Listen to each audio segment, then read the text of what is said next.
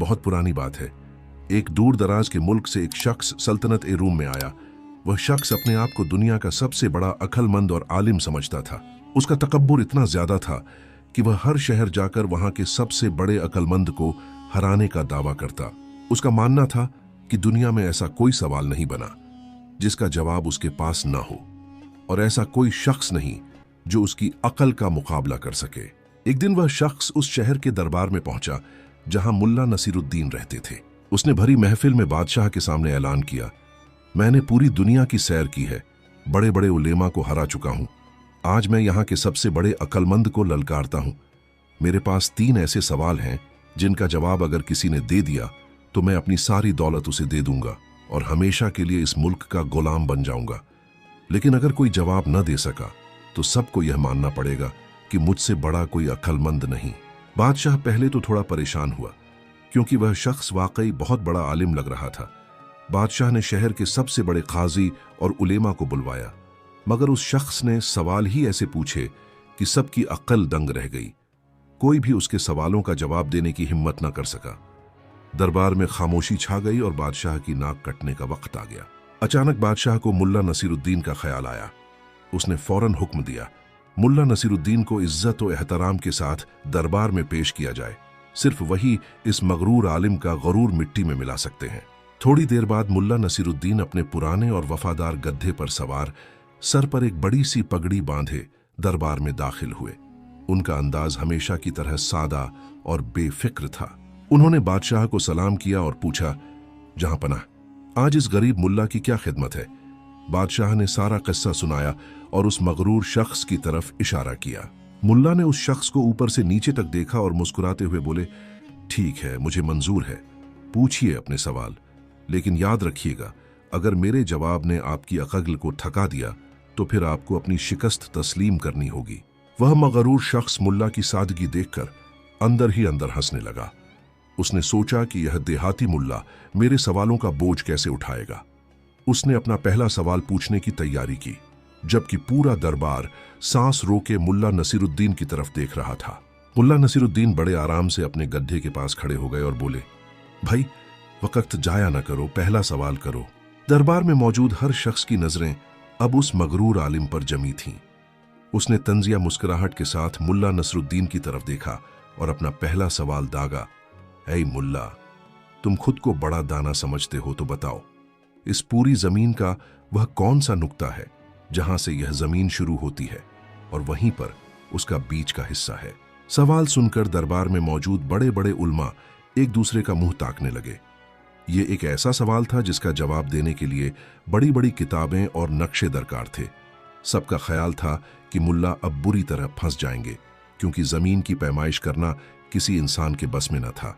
मुल्ला नसरुद्दीन ने एक लम्हे के लिए भी सोचने में वक्त जाया नहीं किया।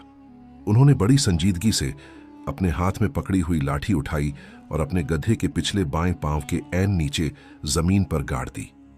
फिर वह उस आलिम की तरफ मुड़े और बड़े एतिमाद से बोले, जनाब, जमीन का मरकज बिल्कुल यही जगह है जहां मेरे गधे का यह पैर रखा हुआ है। अगर आपको मेरी बात पर यकीन नहीं आता तो फीता उठाइए और अभी पूरी जमीन को दोनों तरफ से नाप कर देख लीजिए। अगर 1 इंच का भी फर्क निकला तो मैं अपनी हार मान लूंगा। वह आलिम हक्का बक्का रह गया। उसने गुस्से से कहा, यह क्या मजाक है मुल्ला, मैं भला इस पूरी जमीन को कैसे नाप सकता हूं? मुल्ला नसरुद्दीन ने इत्मीनान से जवाब दिया, अगर आपके पास जमीन नापने का कोई तरीका नहीं है तो आप ये दावा कैसे कर सकते हैं कि मेरा जवाब गलत है? आपने सवाल पूछा, मैंने जवाब दे दिया, अब उसे गलत साबित करना आपका काम है। पूरे दरबार में वाह वाह का शोर मच गया। बादशाह भी मुल्ला की इस हाजिर जवाबी पर मुस्कुराए बिना न रह सके। पहले सवाल का मुंह तोड़ जवाब सुनकर वह मगरूर आलिम थोड़ा तिलमिला गया था। उसने सोचा कि शायद पहला जवाब मुल्ला ने तुक्के में दे दिया है, लेकिन अगला सवाल इतना मुश्किल होगा कि मुल्ला की अक्ल ठिकाने आ जाएगी। दरबार में खामोशी छा गई थी। सब लोग अगले सवाल का इंतजार कर रहे थे। वह शख्स थोड़ा आगे बढ़ा और आसमान की तरफ इशारा करते हुए बोला, ठीक है मुल्ला, तुमने जमीन का मरकज तो बता दिया, लेकिन अब मेरे दूसरे सवाल का जवाब दो। अगर तुम वाकई दुनिया के सबसे बड़े अक्लमंद हो तो ये बताओ कि इस वक्त आसमान में कुल कितने सितारे हैं? याद रखना, जवाब बिल्कुल सही होना चाहिए। यह सवाल सुनते ही दरबार में सरगोशियां शुरू हो गईं। लोग कहने लगे, ये कैसा अजीब सवाल है, भला आसमान के सितारों को किसने गिना है? बादशाह भी थोड़ा फिक्रमंद नजर आने लगा, क्योंकि यह वाकई एक नामुमकिन सवाल था। मुल्ला नसरुद्दीन ने आसमान की तरफ देखा, फिर थोड़ी देर खामोश रहे, जैसे कोई गहरी हिसाब किताब कर रहे हों। फिर उन्होंने अपने गड्ढे की तरफ देखा और निहायत संजीदगी से बोले, मेरे अजीज दोस्त, यह तो बहुत ही आसान सवाल है। आसमान में कुल इतने ही सितारे हैं जितने मेरे इस गड्ढे के जिस्म पर बाल हैं, ना एक कम ना एक ज्यादा। वह आलिम यह सुनकर आग बबूला हो गया। उसने चिल्लाकर कहा, मुल्ला, ये तुम कैसी बेहुदा बात कर रहे हो? भला गड्ढे के बालों का आसमान के सितारों से क्या मुकाबला? तुम्हारे पास क्या सबूत है कि तुम्हारा जवाब सही है? मुल्ला नसरुद्दीन ने एक शौखी भरी मुस्कुराहट के साथ उसकी तरफ देखा और बोले, जनाब, सबूत तो बिल्कुल वाजह है। अगर आपको मेरी बात पर शक है तो आप गड्ढे के बाल गिनना शुरू करें और मैं आसमान के सितारे गिनता हूं। अगर गिनने के बाद एक भी बाल सितारों से कम या ज्यादा निकला तो मैं अपनी शिकस्त तस्लीम कर लूंगा। क्यों है ना मुनसिफाना सौदा? पूरा दरबार कहकहों से गूंज उठा। वह मगरूर शख्स शर्म से पानी पानी हो गया। उसे पता था कि ना वह आसमान के सितारे गिन सकता है और ना ही गड्ढे के बाल। मुल्ला ने उसकी अपनी ही चालाकी को उसके खिलाफ इस्तेमाल कर लिया था। बादशाह ने खुश होकर मुल्ला को शाबाशी दी। अब वह शख्स गुस्से और शर्मिंदगी की आखिरी हद पर था। उसने तय कर लिया कि वह तीसरा और आखिरी सवाल ऐसा पूछेगा जिसका कोई मंतिकी जवाब ही ना हो सके।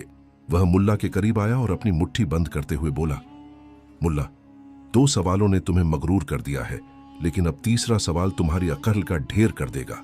मुल्ला, तुमने जमीन और आसमान की बातें तो कर ली, लेकिन अब मेरे इस सवाल का जवाब दो जो तुम्हारे बिल्कुल सामने है। अगर तुम वाकई अक्लमंद हो तो बताओ कि तुम्हारे इस गड्ढे की दुम में कुल कितने बाल हैं? दरबार में सन्नाटा छा गया।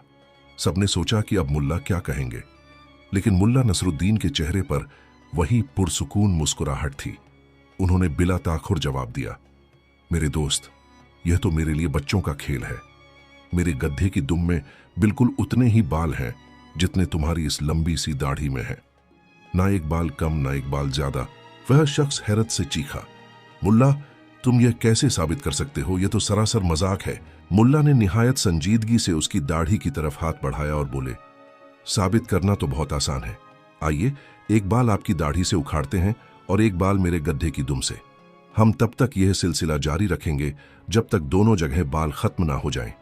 अगर आखिर में दोनों बराबर निकले तो मेरा जवाब सही साबित हो जाएगा। मुल्ला का यह जवाब सुनते ही वह मगरूर आलिम थर थर कांपने लगा। उसे अपनी कीमती दाढ़ी के बाल उखड़ने का ख्याल ही दहशतजदा कर गया। पूरा दरबार कहकहों से गूंज उठा। बादशाह ने खुश होकर मुल्ला को इनाम देने का ऐलान किया। वह शख्स अपनी शिकस्त तस्लीम करते हुए सर झुकाकर दरबार से खामोशी से निकल गया। मुल्ला ने एक बार फिर अपनी हिकमत से सल्तनत की लाज रख ली थी। जब वह मगरूर शख्स दरबार से जलील होकर निकल गया तो पूरा दरबार